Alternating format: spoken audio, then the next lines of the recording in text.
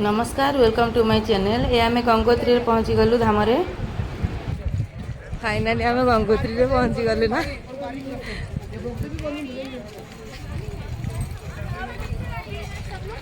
मत लगुच जड़े बसी से जो बरफ हाँ लगुनि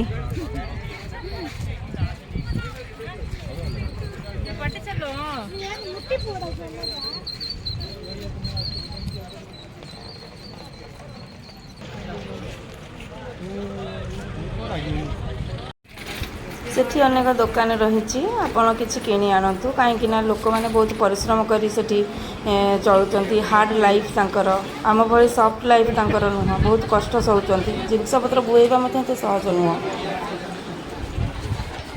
यही मंदिर मुख्य द्वार आसी पहुँची गलु मंदिर को चल चली जाऊँ।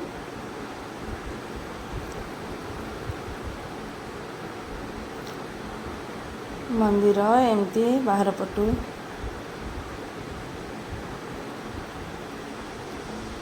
ये जो मंदिरटी शिवंग मंदिरटीए से पाखे माँ गंगोत्री अच्छी मंदिर।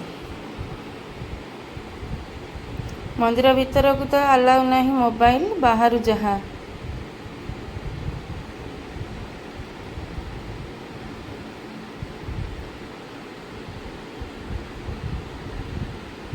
एटी लाइन यही दिशीगला मुख्य मंदिर माँ गंगोत्री।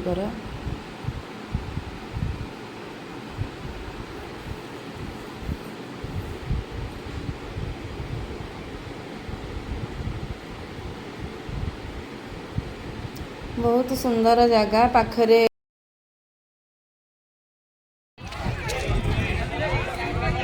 गोटे सुंदर मंदिरटीए।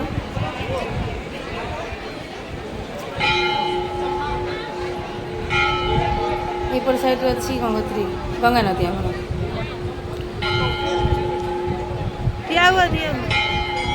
चल आग खाली फोटो उठा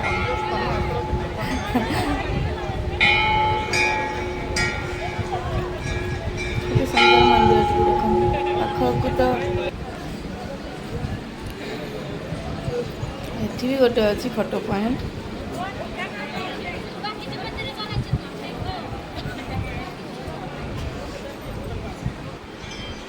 देखु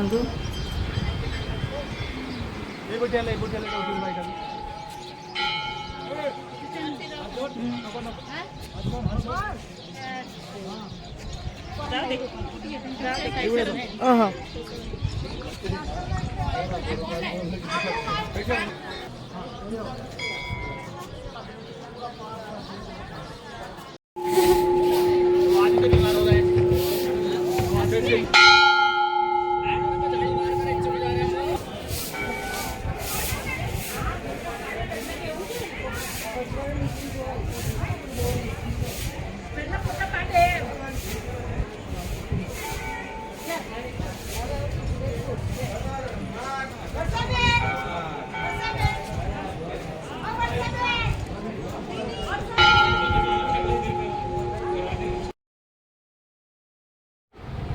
यही माँ गंगोत्री बोही जाउछंती।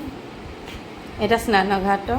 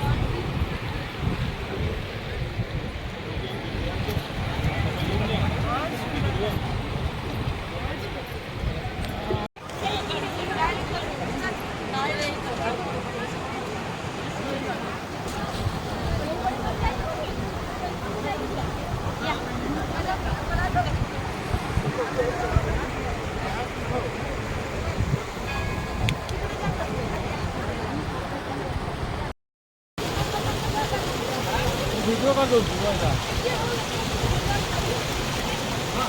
भर लूंगा।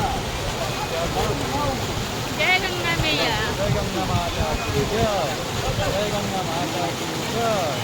ତାହେଲେ ଆମେ ପଥର ନେବା ଯେ କିଛି ହେଇନି ମ୍ୟାଡ଼ାମ୍, ଏଇ ଘରକୁ ଆସନ୍ତୁ, ବନ୍ଦ ଥିଲା।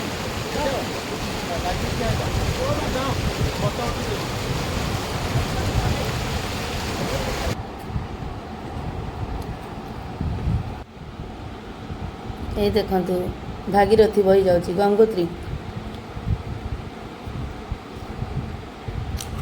କେତେ ସୁନ୍ଦର ସାଉଣ୍ଡ କରି ସେ ବହି ଯାଉଛି। ଏଠିକାର ପରିବେଶ ବି ଅତି ସୁନ୍ଦର, ପୁରା ଥଣ୍ଡା ଥଣ୍ଡା।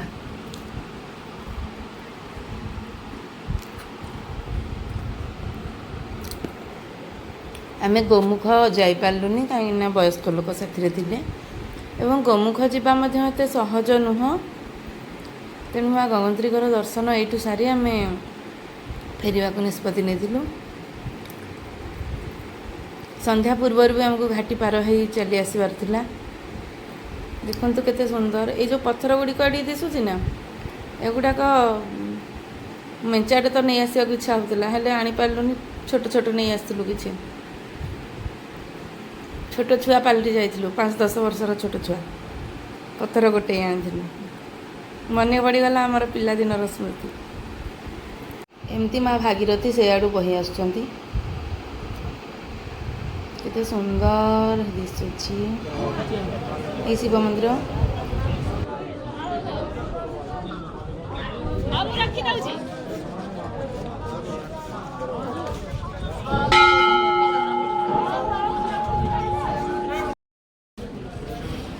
ମନ୍ଦିର ଦର୍ଶନ ସରିଗଲା, ମା ଭାଗୀରଥୀ ବା ଗଙ୍ଗୋତ୍ରୀଙ୍କର ଦର୍ଶନ ମଧ୍ୟ ସରିଗଲା। ଆମେ ଫେରିଲୁ। ସ୍ମୃତି ହେଇ ରହିଗଲା ମନରେ। ବାସ୍ ଫେରିଯିବା। ଗଙ୍ଗୋତ୍ରୀ ଦେବୀଙ୍କ ଦର୍ଶନ ସାରି ଆମେ ଏବେ ଫେରୁଛୁ।